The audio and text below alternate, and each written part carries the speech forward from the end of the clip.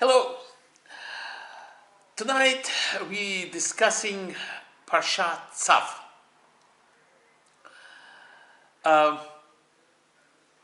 It starts from the words Vayedaber Adonai el Moshe lemor Tzav at Aharon.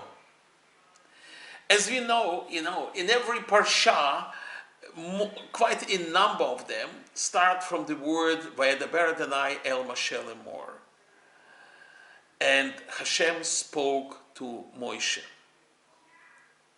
And Hashem said to Moshe the following words.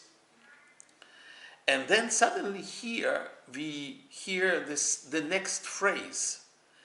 Tzav et Aharon, command Aharon. Why suddenly Moshe is told to command rather than tell, discuss, inform? The word command, what does it mean, Tzav?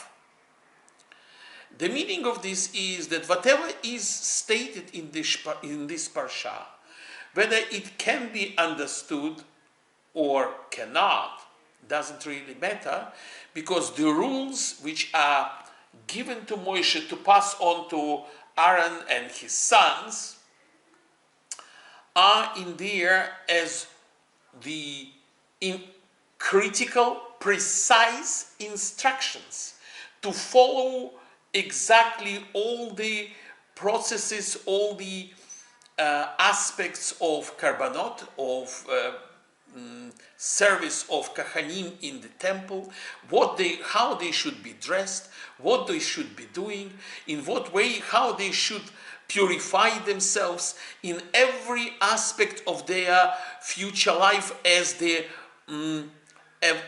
priests of the temple. Because Mishkan is built. Mishkan is the first temple. Yes, it's transportable, it's dismantleable.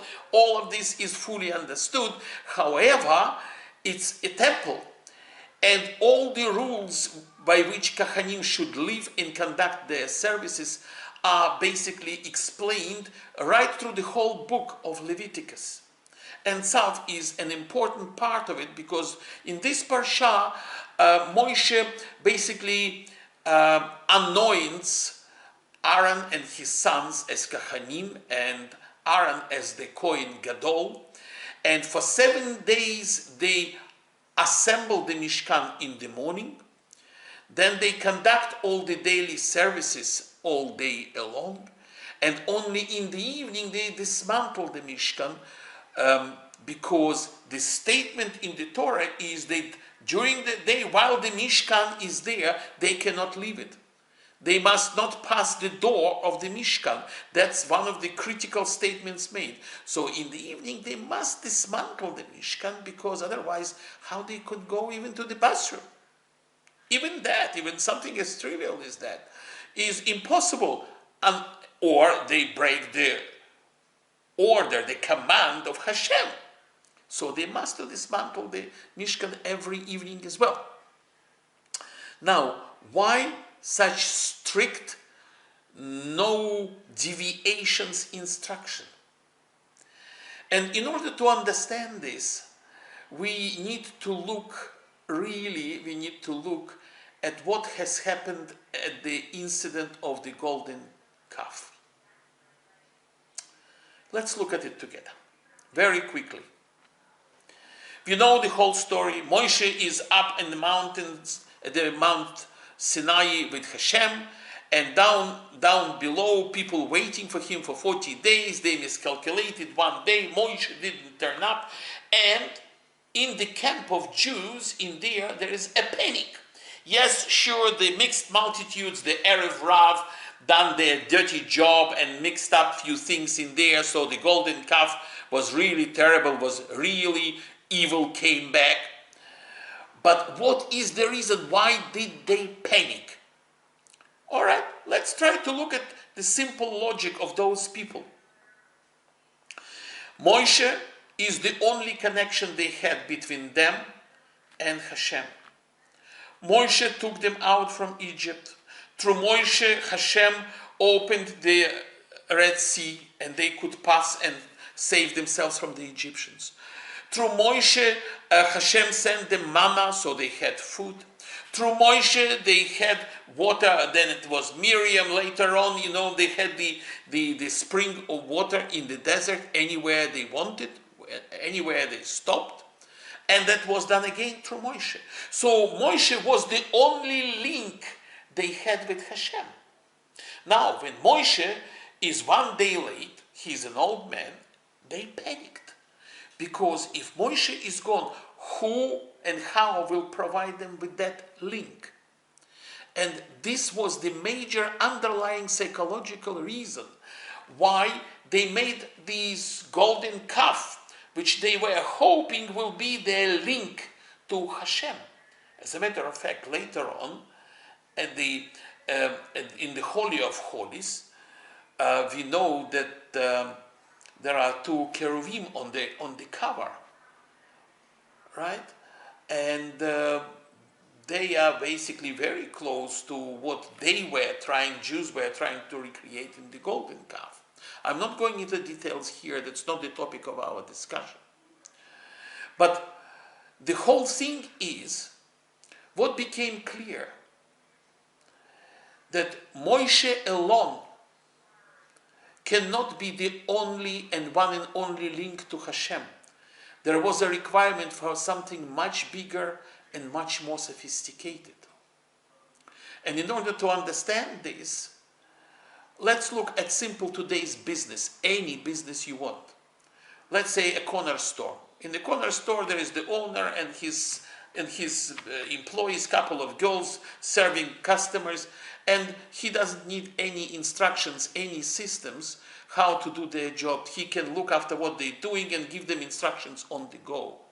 And this is what was done basically in the direct connection between Hashem, was giving direct instructions to Abraham, to Yitzhak, to Yaakov, to Sarah, to Rivka, to all prophets right through the whole history of Jewish people up until this moment. Hashem was giving instructions to Moshe, and Moshe was conveying all the information to his people. But this is no longer enough. In a business, when from a corner store it changes to a big department store, you need a whole operations manual. You need management. You need systems, how to run this store, what are the departments, what goods to purchase, who does the purchasing, who does the money receivable, who does the accounts payable, who does all the quality control, all the inspection of products. All of this requires instructions and systems. And this is exactly what we're finding here. Hashem and Moshe decided that it's time. Actually, I'm sure Hashem knew about it and that this is coming well in advance, but it was all new to Moshe, and Moshe was clearly instructed to create the whole concept of priests, Chayim, and Moshe was clearly instructed to anoint the first Kohen Gadol, Aaron, his brother, and his children as the Kohanim. So in Tzav here, Moshe is acting actually as a Kohen Gadol. And Aaron and his sons are just customers, because he is training them during the 7 days what and how they should be doing with all the sacrifices, with all the traditions, with all the rules of the rituals, during the day, during the night, how they're going to conduct all their activities in the temple. So Moshe is training them how to do all of this. What he is doing in the process is implementing the system of priesthood, system of permanent laws, rules, how the Kohanim should be conducting themselves, their purification, their all of the aspects of their life, and how they should relate to the people, to the ordinary Israelites as well. How they should treat their customers and how the customers should behave within the temple as well. All of this is the beginning. This is what Leviticus is all about. Implementation of a huge system of relationships, system of behavior, system of traditions, and systems of rules. Some of them we understand, and some of them we don't. But that doesn't matter. You know why? Because the Kohanim, the priests, they handle a huge spiritual power, and it was in those 7 days in Tzav, Moshe publicly conducting all of those activities with Aaron and his sons, basically not only transfers to them part of his power, part of his knowledge, part of his connection with Hashem, and everybody can see that, but on top of that, he enables them. He empowers them with all of this. He makes them the major part of connection between the people of Israel and Hashem. So when Moshe eventually is gone, there is a permanent system. There is no more need for a panic. And this is what this is all about. The thing is that thanks to the Kohanim, thanks to the priesthood, which has kept the know-how, the traditions, the knowledge over the years, day in, day out,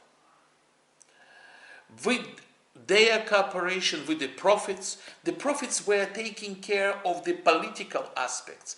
They were taking action when it was required. They were talking to the kings and Kohen Gadols, basically. They were acting on the part of history. But the priesthood, the Kohanim, they were the part of the system, day in, day out, months in, months out. They were the ones who kept the tradition, the knowledge, the teaching, the whole system of Judaism. And I honestly believe that because of this, we have survived through the centuries. I would like to finish with the words of Rabbi Jonathan Sachs. The priestly universe, sanctuary, sacrifices, the need for purity came into being as a result of the sin of the golden calf. Moses successfully persuaded God that the people needed to feel him close, not distant. This had less to do with God than with the Israelites. God is everywhere, at every time, but not always are we conscious of him. Adam and Eve in Eden believed that they could hide. The continuing drama in the Hebrew Bible is of God's attention and human inattention. God is there, but we forget that he is there. Holiness is consciousness of the Shekhinah in the midst of life. Brilliant words. I cannot probably say anything better than this. All I want to say is that sometimes maybe we read Leviticus, we read about all of those traditions and the rules and the purification rules and kedusha and how it should be, and we finding it difficult to relate to this. But all we should remember is one simple thing, that this is about Hashem being everywhere, every time, all the time, being between us, with us. We cannot hide from him. And whatever we do, if we remember about him, we will act justly. We will act with love.